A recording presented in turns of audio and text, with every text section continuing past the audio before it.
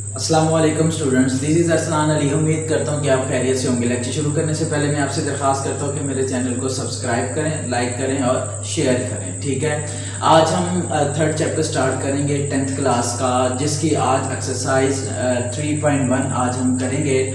ये 3.1 करने से पहले चंद टॉपिक्स जो है वो मैं आपसे जो है वो क्लियर करता जाऊँ। इस चैप्टर का नाम है वेरिएशन। ठीक है, वेरिएशन मीन अगर डिक्शनरी की रूह से देखें तो वेरिएशंस मतलब तब्दीलियाँ, लेकिन इस यूनिट के अंदर इस हवाले से क्या जो है वो हम पढ़ेंगे वो आज हम इस लेक्चर के अंदर हम उसको सीखेंगे, और साथ ही साथ जो है वो 3.1 भी आज हम स्टार्ट करेंगे। ठीक है, इस चैप्टर के अंदर अगर हम करना है तो इस चैप्टर के 3 पोर्शन है। ठीक है, इस चैप्टर के 3 पोर्शन है, जिसमें सबसे पहला जो पोर्शन है वो है रेशियो। ठीक है, जो पहला जो टॉपिक है वो रेशियो है, दूसरा है प्रोपोर्शन और तीसरा है वेरिएशंस।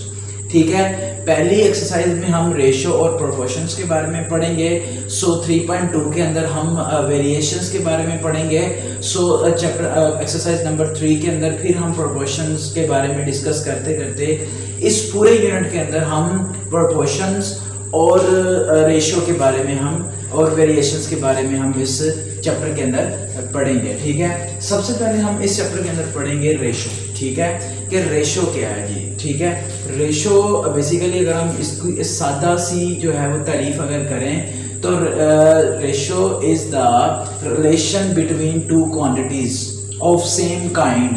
ठीक है, याद रखिएगा कि रेशो यानी निस्बत एक ऐसा रिलेशन है, एक ऐसा ताल्लुक है दो क्वांटिटी यानी दो मिकदारों के दरमियान ये एक ताल्लुक है ऑफ सेम काइंड, यानी एक ही किस्म की दो क्वांटिटीज का आपस में ताल्लुक। ठीक है, वो सेम काइंड से मुराद के इनके यूनिट जो है वो सेम होने चाहिए। ठीक है, अगर इनके यूनिट अगर सेम नहीं है तो उनके unit first of all same करेंगे, देन ये सोल्व होंगे। ठीक है, the relation between two quantities of same kind measured in same unit is called ratio. ठीक है, अगर हम कहें कि A and B are two quantities, ठीक है, and B is not equal to 0, यानी B वाली क्वांटिटी या 0 के इक्वल नहीं होनी चाहिए, देन वी रीड यानी we written as A ratio B, और फ्रैक्शन फॉर्म अगर हम फ्रैक्शन में लिखेंगे सो लिखा जाएगा A ओवर B। ठीक है, इसको ऐसे रिटर्न किया जाएगा कि टू हमारे पास रेशियो हैं जैसे A और B is not equal to 0, so हम रिटर्न उसको इस तरह से करेंगे A रेशियो B। अगर फ्रैक्शन में लिखेंगे तो A ओवर B, ये हमारा एक रेशियो बन जाएगी, दो क्वांटिटीज के दरमियान जो है वो रिलेशन बन जाएगा। ठीक है, हम स्टार्ट करते हैं क्वेश्चन नंबर 1। ठीक है, उसके बाद हम क्वेश्चन नंबर 2 और 3 भी आज करेंगे, जिसके अंदर हम सीखेंगे कि जो रेशो है वो क्या है, निस्बत क्या है। मेरा एक जो है वो लेक्चर इसके बारे में बिल्कुल डिटेल के साथ बना है, उसका लिंक मैं आपको डिस्क्रिप्शन में दे दूंगा, वो भी आप देख लीजिएगा। ठीक है, क्वेश्चन नंबर 1 जो है वो आज हम करेंगे। क्वेश्चन नंबर 1 जो कह रहा है वो कह रहा है कि express the following as a ratio and simplify as a fraction in its lowest form। कह रहा है कि इसको फ्रैक्शन में भी लिखें और इनको रेशो में लिखकर एज अ लोएस्ट फॉर्म में कन्वर्ट करें। कन्वर्ट करने के बाद इसका आंसर लिखें। सो फर्स्ट ऑफ ऑल हम क्वेश्चन देखते हैं, इसी का ही थर्ड पार्ट, फर्स्ट क्वेश्चन का जो थर्ड पार्ट हम आज देखते हैं, जिसके अंदर वो लिखा हुआ है 4 kg, 2 kg, साथ ही उसने दिया हुआ है G2 750 GM। ठीक है, GM स्टैंड फॉर ग्राम। ठीक है, GM स्टैंड्स फॉर ग्राम। ठीक है, याद रख लीजिएगा कि GMs का मतलब है ग्राम। ठीक है, सो आपने ये चीज ऑब्जर्व की ही, इसके अंदर आपने एक चीज ऑब्जर्व की कि एक 4 किलोग्राम दिया हुआ है, एक 2 किलोग्राम और साथ 750 ग्राम्स गिवन है। सो इनके यूनिट सेम नहीं है। ठीक है, फर्स्ट ऑफ ऑल रेशो तो उन्हीं दो क्वांटिटीज के दरमियान आएगी जिनकी रेशो सेम होगी, रेशो सेम के यूनिट सेम होगा। इनफैक्ट अगर देखा जाए तो रेशो का कोई यूनिट नहीं होता, लेकिन इन क्वांटिटीज का जो यूनिट है वो सेम होना चाहिए। जब इन क्वांटिटीज़ का यूनिट सेम होगा तभी आप जो है वो इन दोनों के दरमियान रेशो यानी निस्बत ले सकते हैं। ठीक है, first of all we change into same unit, measured into same unit. आप देखें यहाँ पर दिया हुआ है 2 kg 750 ग्राम। सो इसको हम कन्वर्ट करेंगे इन लोएस्ट यूनिट। ठीक है, देखो ये ग्राम गिवन है, ये किलोग्राम है, ये भी किलोग्राम है। सो हमने देखा कि ये kilogram is a big unit and gram is a small unit. So हम स्मॉल यूनिट में जो है वो इसको भी कन्वर्ट करेंगे ग्राम में और इसको भी ग्राम में कन्वर्ट करेंगे, देन दोनों का जो है वो रेशो लेंगे। अब देखें, आपने देखा कि 1 किलोग्राम इज इक्वल टू 1000 ग्राम। ठीक है, जिसे हम GM भी बोलते हैं कि 1 kilogram is equal to 1000 GMs। ठीक है, जब आप इसको मल्टीप्लाई करेंगे so that is convert into GMs यानी ग्राम में। इसको भी आप जो है वो 1000 से मल्टीप्लाई करेंगे, ये भी GMs में कन्वर्ट हो जाएगा। GMs में कन्वर्ट होने के बाद ये जो 750 है ये ऐड करेंगे, ऐड करने के बाद ये भी एक रेशो रेडी हो जाएगी और एक ये भी रेशो रेडी हो जाएगी। दोनों के दरमियान आप रेशो ले लेंगे। ठीक है, वो भी एक रेशो है, वो भी एक क्वांटिटी रेडी हो जाएगी, ये भी एक क्वांटिटी रेडी हो जाएगी। दोनों के दरमियान आप रेशो इजीली ले सकते हैं। सो फर्स्ट ऑफ ऑल जो 4 किलोग्राम है तो 4 को मल्टीप्लाई करना है आपने 1000 GMs के साथ। ठीक है, आपने 1000 GMs के साथ कन्वर्ट किया, इसको मैं साइड में लिख देता हूँ। 1 kilogram is equal to 1000 GMs। ठीक है, सो आपने 4 को जो है वो 1000 GMs किया तो ये आ गया 4000 GMs। ठीक है, उसके बाद आपने देखा कि 2 kg भी दिया हुआ है। सो 2 kg ठीक है इक्वल हो जाएगा 2 मल्टीप्लाई बाय 1000 GMs इक्वल किसके आ जाएगा जी 2000 GMs। ठीक है, इसमें ऐड कर देंगे ये जो 750 है GMs। ठीक है, क्योंकि ये ऑलरेडी GMs में पहले ही है सो ये हमें ऐड लाजमी करना है क्योंकि इसके साथ GMs नहीं है। So that is a separate quantity और ये एक अलग जो है वो क्वांटिटी है ये दोनों। सो इसको हमने ग्राम में कन्वर्ट किया और साथ जो दिया था उसमें ऐड किया हमने। ठीक है, ऐड करने के बाद ये हमारे पास बन जाता है 2750 ग्राम्स। ठीक है, सो ये एक क्वांटिटी आ गई है और एक ये क्वांटिटी आ गई है जिनका यूनिट सेम है। सो यूनिट अगर सेम है, सेम काइंड है, सो सिंपली इनके दरमियान आपने क्या कर लेना है जो है वो रेशो ले लेनी है। ठीक है, टेकिंग रेशो। ठीक है, क्योंकि उसने रेशो की बात की है। सो आपने रेशो ले ली। सो 4000 रेशो 750 GMs। तो आपने इनकी रेशो ले ली। रेशो लेने के बाद इसको कन्वर्ट करें into lowest form. So lowest form में कन्वर्ट करने के लिए first of all we change into fraction. So आपने फ्रैक्शन में इसको चेंज किया। फ्रैक्शन मतलब मैंने आपको बताया कि रेशो मीन फ्रैक्शन। रेशो का मतलब डिवाइड भी होता है, तो आपने डिवाइड करना है इसको। ये 0 0 से कट गया। सो ये कट रहा है जी हमारे पास 5 के टेबल पे। 5 8 are 50, ये 0 का 0 एज इट इज आ गया। सो 5 5 हमारे पास 25 आ गया। 25 यानी 2 कैरी आगे चला गया। 25 ये हो गया तो 5 5 25। सो फिर आपने देखा कि हमारे पास सिंपल हो गया जी 80/55। सो अगेन आपने कहा कि ये दोनों एक ही टेबल पर डिवाइड हो रहे हैं। सो ये दोनों 5 पे फिर डिवाइड हो रहे हैं तो 5 1 5 3 कैरी 5 6 30 हो गया। ओवर में जो है वो कटिंग 11 आ जाएगा। सो जो हमारे पास मोस्ट सिंप्लीफिकेशन फॉर्म आई है वो 16/11 आई है। ठीक है, सो 16/11 सो that is a fraction as fraction and 16 ratio 11 that is a ratio form as ratio। ठीक है, ये रेशो हो गई और that is a fraction।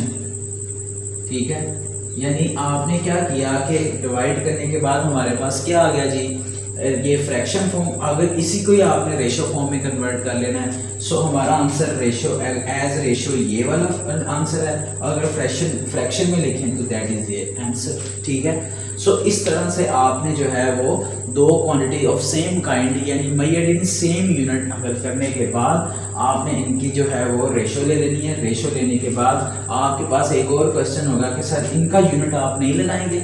सो याद रखिएगा ratio has no unit, ratio का कोई यूनिट नहीं होता। सो आपने इनके साथ कोई यूनिट नहीं लगाना। सो that is your final answer. ठीक है, सो हम आते हैं इसी का एक फिफ्थ पार्ट कर लेते हैं। ठीक है, ताकि आपकी मज़ीद क्लैरिफिकेशन हो जाए और फिर हम आगे की तरफ मूव ऑन कर सकें। ठीक है, सो आप देखें कि हमें जो फिफ्थ वाला इसी का फिफ्थ पार्ट दिया हुआ है 75 डिग्री। सो उसके साथ ही दिया हुआ है 225 डिग्री। सो आपने इसमें ये देखा कि इसके अंदर फर्स्ट पहले ही डिग्री की फॉर्म में, यानी दोनों सेम क्वांटिटी के अंदर है, सेम यूनिट के अंदर है। ठीक है, तो इसको चेंज करने की ज़रूरत नहीं है, सिंपली इनकी जो है वो आप रेशो ले सकते हैं। ठीक है, तो आपने रेशो ले ली, रेशो लेने के बाद इसको आप फ्रैक्शन में कन्वर्ट करेंगे। सो फ्रैक्शन में कन्वर्ट करने के बाद आप इनकी क्या करेंगे, कटिंग करेंगे। दोनों 5 पे डिवाइड हो रहे हैं। ठीक है, डिवाइड बाय 5 जब आपने कहा तो इसका आंसर ये 5 पे जा रहा है जी। 5 3 1 3 पे हो गया, नहीं 1 5। ठीक है, क्योंकि 5 2 कैरी आगे जाएगा। ठीक है, ये हो गया। सो ये हमारे पास आएगा 5 4 25 ये। ठीक है, देन अगेन ये 5 पे जा रहे हैं। सो 5 पे डिवाइड किया 3 है और ये हो गया 9। ठीक है, 5 3 5 9, अगेन ये 3 पे डिवाइड हो रहे हैं। So 1/3। So that is your final answer. ठीक है, क्योंकि इससे आगे सिंप्लीफाई नहीं हो सकता। That is a fraction as fraction. ठीक है, एंड अगर इसको रेशो में लिखना है तो 1/3 ये एज रेशो हो गया। ठीक है जी, ये आपने इस तरह से आंसर निकाल लेने। That is fraction, that is as ratio. ठीक है, आपने जब इसको डिवाइड किया 5 पे तो 5 1 5 2 कैरी आगे, 5 5 25। सो उसके बाद 5 4 20 2 कैरी आगे, 5 5 फिर आपने देखा कि इसको ये फिर 5 पे जा रहा है, 5 3 5 9, ये 3 पे कटिंग हो रही है। तो इस तरह से आपने कटिंग करने के बाद इसको फाइनल कर देना। सो ये हमारा जो है वो फर्स्ट पार्ट आप एज इट इज ऐसे ही बाकी करेंगे। ठीक है, उम्मीद करता हूँ कि आपको समझ आई होगी। अब हम करते हैं question number 2। Question number 2 read करते हैं और फिर इसको करने की कोशिश करते हैं जी। इन अ क्लास ऑफ 60 स्टूडेंट्स, ठीक है, एक क्लास है उसमें 60 स्टूडेंट्स हैं। ठीक है, 25 students are girls and remaining students are boys. Compute the ratio boys to total students, boys to girls. ठीक है, तो कह रहा है कि क्लास के अंदर टोटल स्टूडेंट्स जो हैं वो 60 है जी। टोटल स्टूडेंट जो हैं वो हमारे पास टोटल स्टूडेंट, ठीक है, टोटल स्टूडेंट 60 हैं जी। ठीक है, और जो गर्ल्स हैं, गर्ल्स हमारे पास हैं गर्ल्स। ठीक है, नहीं एक गर्ल्स जो स्टूडेंट्स हैं वो हमारे पास 25 हैं और remaining are boys. Definitely remaining are boys. कैसे जी, 60 में से 25 अगर आप कट कर देंगे, ठीक है, सो रिमेनिंग आर जो है वो हमारे पास हो जाएगा 60 है। सो 60 में से 25 माइनस करें, सो माइनस करने के बाद 10, ये 5 बचा, 5 यानी 35 इज बॉयज। बॉयज हो गए हमारे पास 35।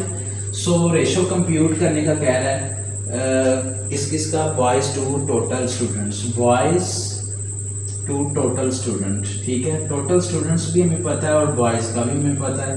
ठीक है, सो बॉयज कितने हैं जी, 35 एंड टोटल स्टूडेंट्स हैं जी 60। उन दोनों की रेशो ले ली। सो इनको सिंपलेस्ट फॉर्म में किया। First of all we convert into fraction, fraction में किया। सो दोनों 5 पे डिवाइड हो रहे हैं। 5 पे डिवाइड किया 7 एंड 1 और ये आगे 2। सो ये that is your final answer, यानी 7/12। ठीक है, ये हमारे पास जो है वो इस रेशो के साथ आंसर आ जाएगा। सो दूसरा बॉयज टू गर्ल्स है, तो बॉयज कितने हैं जी 35 एंड गर्ल्स हैं जी 25। इन दोनों की रेशो ले लीजिएगा आप, सो आपका आंसर आ जाएगा। ठीक है जी, ये हमारे पास क्वेश्चन नंबर 2 भी अटेम्प्ट हो जाता है। अब हम करते हैं जी क्वेश्चन नंबर 3। ठीक है जी, क्वेश्चन नंबर 3 इजी क्वेश्चन है जी, पेपर के पॉइंट ऑफ व्यू से भी इंपॉर्टेंट है, जरा गौर से देख लीजिएगा। कह रहा है कि इफ हमारे पास 3 इंटू 4x माइनस 5y, ठीक है, is equal to 2x 7 minus 7y। ठीक है, so find the ratio, ratio find करनी है जी, रेशो फाइंड करनी है जी x रेशो y। ठीक है, आपने ये चीज़ फाइंड करनी है जबकि हमें ये चीज़ गिवन है। सो आप कैसे फाइंड करेंगे, first of all we simplification of this solution. अगर हम इसको सिंप्लीफाई कर लेंगे तो देखें 12x 3 4 12x माइनस 15y, ठीक है जी, यहाँ पर 2x minus 7y as it is आ जाएगा। सो देन उसके बाद आपने क्या करना है जी, x वालों को एक तरफ कर लें और y वालों को एक तरफ कर लें, ठीक है जी। x वाले वेरिएबल्स ये 12 ये इधर प्लस हो रहा है, इक्वल के इस तरफ आके माइनस 2x हो गया।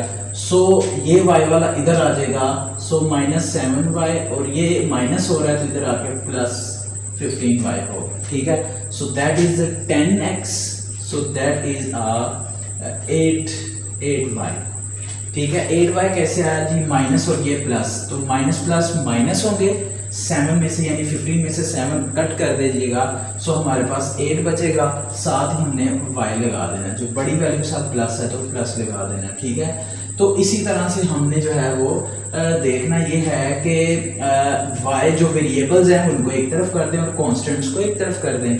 सो ये y जो इधर मल्टीप्लाई हो रहा है इधर आके डिवाइड हो जाएगा, यानी x ओवर y, और ये जो 10 है इधर मल्टीप्लाई हो रहा है और इसके साथ आके नीचे डिवाइड हो जाएगा, ठीक है। सो आपने देखा कि ये 2 पे कटिंग हो रही है, 2 4s and 2 5s, so x over y is equal to 4 over 5। So आपने देखा कि x ratio y is equal to आ रहा है 4 रेशो 5, ठीक है। So that is your final answer, ठीक है।